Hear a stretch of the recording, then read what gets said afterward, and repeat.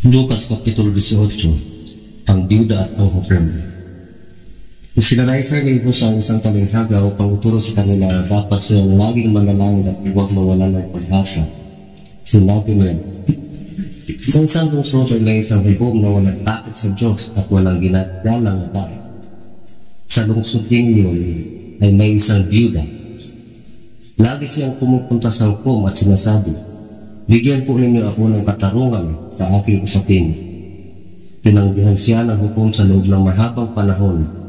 Ngunit nang magtagal ay sinabi ng hukom sa sarili, kahit ako'y walang takot sa Diyos at walang iginagalang na tao, ibibigay ko na ang katarungang hinihingi ng biyudang ito sapagkat lagi niya akong ginagambala at baka mainis pa ako sa pagpupunta niya dito. At nagpatuloy ang Panginoon. Pakinggan ninyo ang sabi ng masamang hukom na iyon. Ngayon, ipagkakait kaya ng Diyos ang katarungan sa kanyang mga hinirang na dumaraing sa kanya araw-gabi.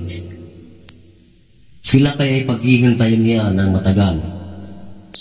Sinasabi ko sa inyo, agad niyang ibibigay sa kanila ang katarungan. Ngunit sa pagbabalik ng anak ng tao, may daratan pa kaya siya mga taong may pananampalataya. Ang talinghaga ng Pariseo at maniningil ng buwis. Sinabi rin niya ang talinghaga ito sa mga taong matuwid ang tingin sa sarili at hinahamak naman ng iba. May dalawang lalaking pumasok sa templo upang manalangin. Ang isa ay Pariseo at ang isa ay maniningil ng buwis.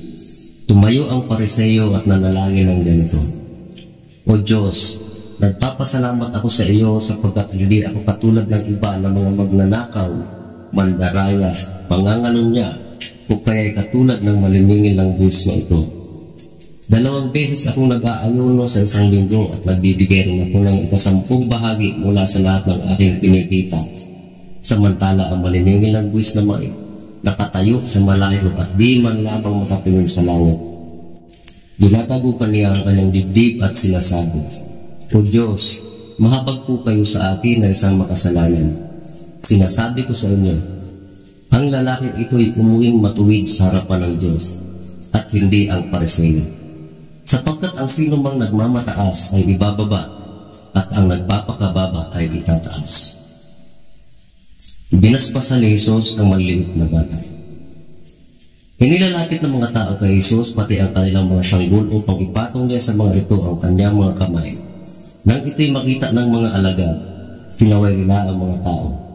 Ngunit tinawag ni Jesus ang mga bata at sinabi, hayaan ninyong lumapit sa akin ang mga bata. Huwag ninyo silang pagbawalan sapagkat para sa mga katulad nila ang kaharian ng Diyos. Tandaan ninyo, ang sino mang hindi tumatanggap sa kaharian ng Diyos gaya ng pagtanggap sa isang bata ay hindi makapapasok doon. Ang lalaking mayaman.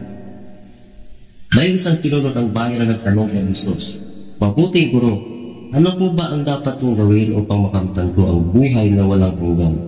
Sumagot si Jesus, bakit mo ako tinawag na mabuti? Ang Diyos lamang ang mabuti. Alam mo ang mga utos. Huwag kang mangangalunya. Huwag kang papatay. Huwag kang magnanakaw. Huwag kang tatayong saksi para sa kasinungalingan. At igalang mo ang iyong ama at ina. Sinabi ng lalaki, ang lahat pong iyan ay tinupad ko na mula sa pagtrabaho. Pagkarinig nito ay sabi ng Jesus, isang bagay pa ang kulang sa iyo. Ipagbili mo ang lahat ng iyong ari-arian at ipamahagi ang pinagbilihan sa mga dukha at magkakaroon ka ng kayamanan sa langit. Pagkatapos ay bumalik ka at sumunod ka sa akin. Nalungkot ang lalaki ng marinig iyon sapagkat siya ay napakalaman. Nakita ni Jesus na nalulungkot ang lalaki at sinabi niya, napakahirap para sa mga mayayaman ang makapasok sa kaharian ng Diyos. Mas madali pang makapasok sa butas ng karayom ang isang kamelyo kaysa makapasok sa kaharian ng Diyos ang isang mayaman.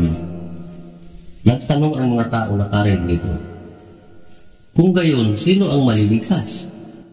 Ang mga bagay na hindi kayang gawin ng tao ay kayang gawin ng Diyos.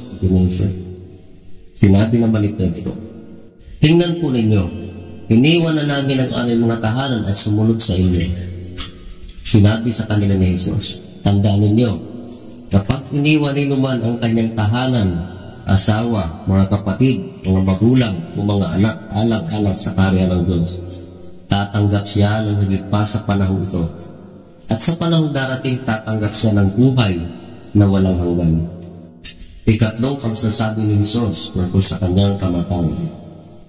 Ipinagod ni Jesus ang 12 at sinabi sa kanila, pupunta tayo sa Jerusalem at doon matutupad ang lahat ng isinulat ng mga propeta tungkol sa anak ng tao. Siya ay ibibigay sa kamay ng mga hintil, puputyain, hahamakin at duduraan. Siya ay hahagupitin at papatayin. Ngunit sa ikatlong araw ay muli siyang mabubuhay. Subalit ang 12 ay walang naunawaan sa kanilang narinig.